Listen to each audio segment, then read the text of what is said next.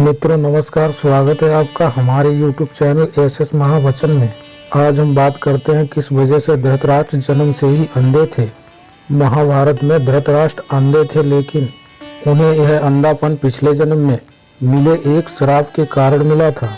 धृतराष्ट्र ने ही गांधारी के परिवार को मरवाया था, लेकिन क्यों मिला था उन्हें अंधे होने का श्राप, और क्यों मरवाया था उन्होंने अपनी पत्नी गांधारी के परिवार को, आइए जानते हैं। धृतराष्ट्र से जुड़ी कुछ ऐसी ही खास बातें। भीम ने धृतराष्ट्र के प्रिय पुत्र दुर्योधन और दुशासन को बड़ी निर्दयता से मार डाला था। इस कारण धृतराष्ट्र भीम को भी मार डालना चाहते थे।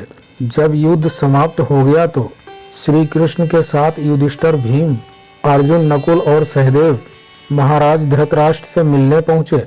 युधिष्ठिर ने धृतराष्ट्र को प्रणाम किया और सभी पांडवों ने अपने अपने नाम लिए प्रणाम किया। श्री कृष्ण महाराज के मन की बात पहले से ही समझ गए थे कि वे भीम का नाश करना चाहते हैं। धृतराष्ट्र ने भीम को गले लगाने की इच्छा जताई तो श्री कृष्ण ने तुरंत ही भीम के स्थान पर भीम की लोहे की मूर्ति आगे बढ़ा दी। धृतराष्ट्र बहुत ही शक्तिशाली थे। उन्होंने क्रोध में आकर लोहे से बनी भीम की मूर्ति को दोनों हाथों से दबोच लिया और मूर्ति को तोड़ डाला। मूर्ति तोड़ने की वजह से उनके मुंह से भी खून निकलने लगा और वे जमीन पर गिर गए। कुछ ही देर में उनका क्रोध शांत हुआ तो उन्हें लगा कि भीम मर गया है, तो वे रोने लगे। तब श्री कृष्ण ने महाराज से कहा कि भीम जीवित हैं। आपने जिसे तोड़ा है वह तो भीम के आकार की मूर्ति थी। इस प्रकार श्री कृष्ण ने भीम के प्राण बचा लिए। महाराज शांतनु और सत्यवती के दो पुत्र हुए, विचित्रवीर और चित्रागंध। चित्रागंध कम आयु में ही युद्ध में मारे गए। इसके बाद भीम ने विचित्रवीर का विवाह काशी की राजकुमारी अंबिका और अंबालिका से करवाया। विवाह के कुछ समय बाद ही विचित्रवीर की भी बीमारी के कारण मौत हो गई। अंबिका और अंबालिका संतानहीन ही थी, तो सत्यवती के सामने यह संकट उत्पन्न हो गया कि कौरव वंश आगे कैसे बढ़ेगा।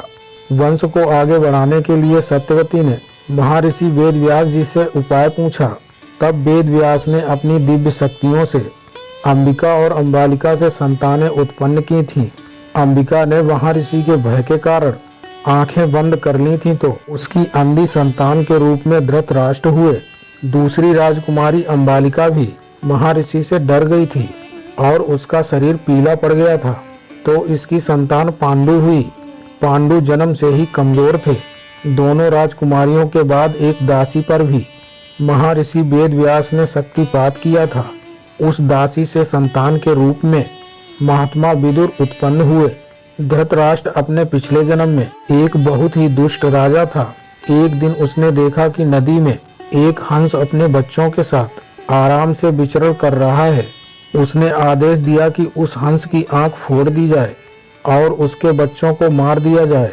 इसी वजह से अगले जन्म में वह अंधे पैदा हुए और उसके पुत्र भी उसी तरह मृत्यु को प्राप्त हुए जैसे उस हंस के। धृतराष्ट्र, पांडु और विदुर के पालन पोषण का भार भीष्म के ऊपर था। तीनों पुत्र बड़े हुए तो उन्हें विद्या अर्जित करने भेजा। धृतराष्ट्र बल विद्या में श्रेष्ठ हुए, पांडु धनुर्विद्या में और विदुर धर्म और नीति में पारंगत हो गए। तीनों पुत्र युवा हुए तो बड़े पुत्र धृतराष्ट्र को नहीं बल्कि पांडु को राजा बनाया गया, क्योंकि धृतराष्ट्र अंधे थे और विदुर दासी पुत्र थे। पांडु की मृत्यु के बाद धृतराष्ट्र को राजा बनाया गया।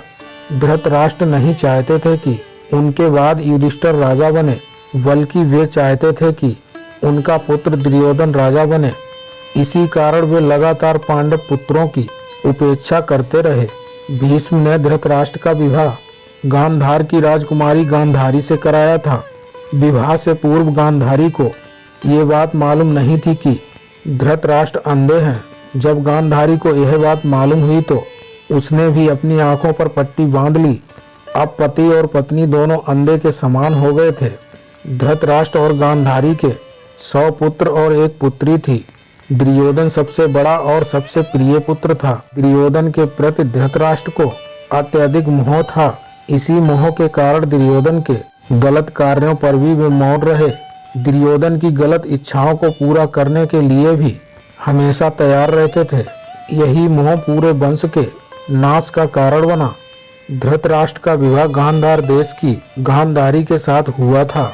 गांधारी की कुंडली में दोष होने की वजह से एक साधु के कहे अनुसार उनका विवाह पहले एक बकरे के साथ किया गया था, बाद में उस बकरे की बलि दे दी गई थी। यह बात गांधारी के विवाह के समय छुपाई गई थी।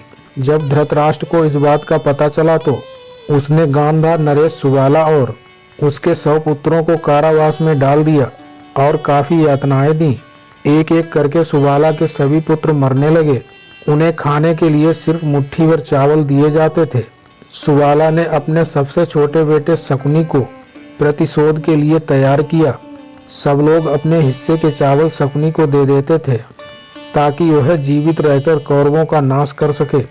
मृत्यु से पहले सुबाला ने धृतराष्ट्र से शकुनी को छोड़ने की विनती की तो धृतराष्ट्र ने मान ली। सुबाला ने शकुनी को अपनी रीढ़ की हड्डी के पासे बनाने के लिए कहा। वही पासे कौरव वंश के नाश का कारण बने। शकुनी ने हस्तिनापुर में सबका विश्वास जीता और 100 कौरवों का अभिभावक बना। उसने न केवल दुर्योधन को युधिष्ठिर के खिलाफ भड़काया बल्कि महाभारत के युद्ध का आधार भी बनाया। युद्ध के बाद धृतराष्ट्र और गांधारी पांडवों के साथ एक ही महल में रहने लगे थे। भीम अक्सर धृतराष्ट्र से ऐसी बातें करते थे जो कि उन्हें पसंद नहीं थी। भीम के ऐसे व्यवहार से धृतराष्ट्र बहुत दुखी रहने लगे थे। वे धीरे धीरे 2 दिन या 4 दिन में एक बार भोजन करने लगे। इस प्रकार 15 वर्ष निकल गए।